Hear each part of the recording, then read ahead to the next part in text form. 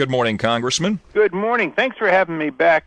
What's the weather like there? I hope, hopefully it's not as hot as it is here right now. I tell you what, you'd be envious today. It's about 58 this morning. Nice and cool. I'd be out on my motorcycle with a leather jacket just cruising the highway.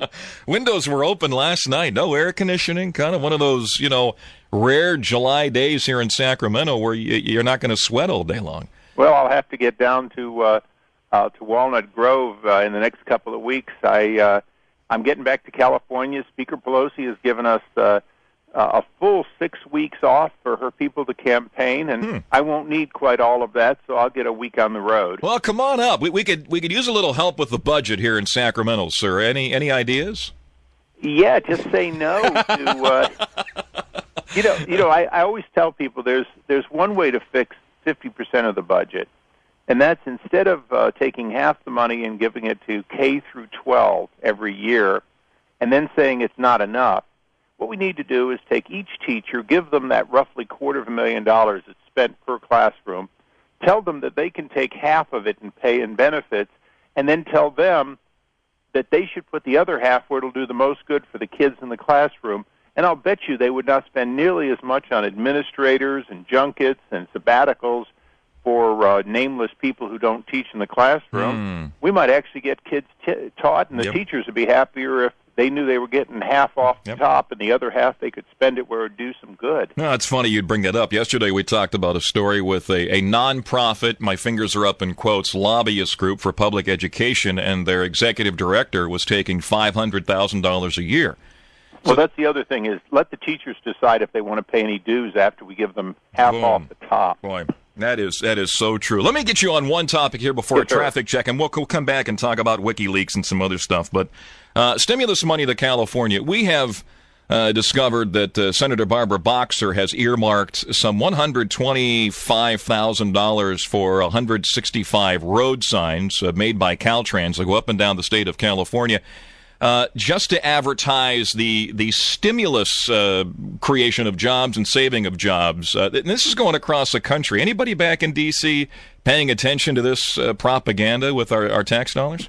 We are, and it's been something that my oversight committee has gone after. We've put it on our website, but more importantly, Aaron Schock, one of the really bright rising stars in the Republican Party back here, has had amendment after amendment to try to strike down what we call propaganda. The Oversight Committee, among other things, we look at the executive branch for compliance with laws, and there's a law against propaganda, against spending your money to promote, quote, how good a job they're doing.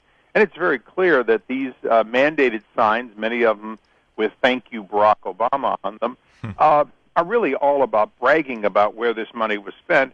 The truth is they should say, your road being given us an upgrade, but with borrowed money from China and Japan, your children will have to pay it back long after the road crumbles.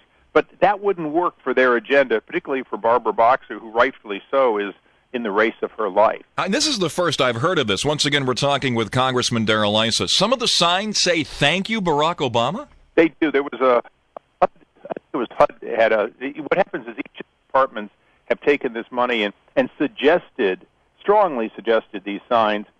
And now it's some of them include President Barack Obama. The killer is that these signs go up where there's no construction. There's one at Dulles Airport. The project was canceled, but the $10,500 sign has never come down. But Dulles Airport is, of course, where every congressman entering and leaving has to look at a sign, and it's change that you not only don't believe in, but it isn't happening. Unbelievable. I mean, we had the senator come by and, tout the fact that out here we got numerous jobs being added at SAC International. She held a presser with a white cap on. Here's what she had to say when she came by. I see carpenters in action. I see operating engineers. These are real jobs. They just came from Fresno, where we saved 17 police officers. So the way you do it is job by job by job. Job by job by job. And Congressman, saving 17 government jobs? Who's saving the private sector? Well, obviously, with our unemployment, nobody's saving the private sector. I looked this up while you were putting that out.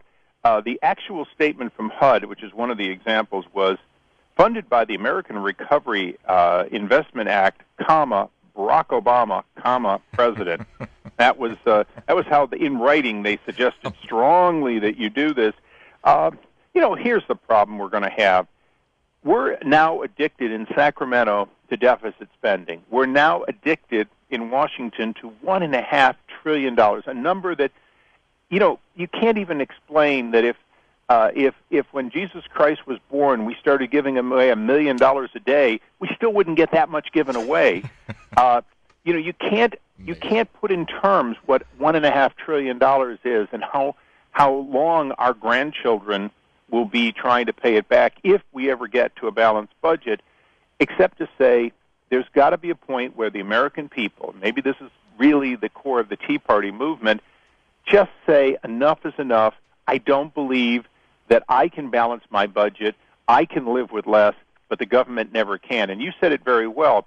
The jobs that were created or saved are all government jobs. Mm-hmm. The federal government has gotten larger in the last 18 months by several 100,000 net new workers, plus pay raises for those already there. Well, I don't know of anybody in the private sector that hasn't had to make real hard cuts and decisions in order to stay afloat. You're right. You're right, Congressman. Losing money, 401's a 201 or a 101, and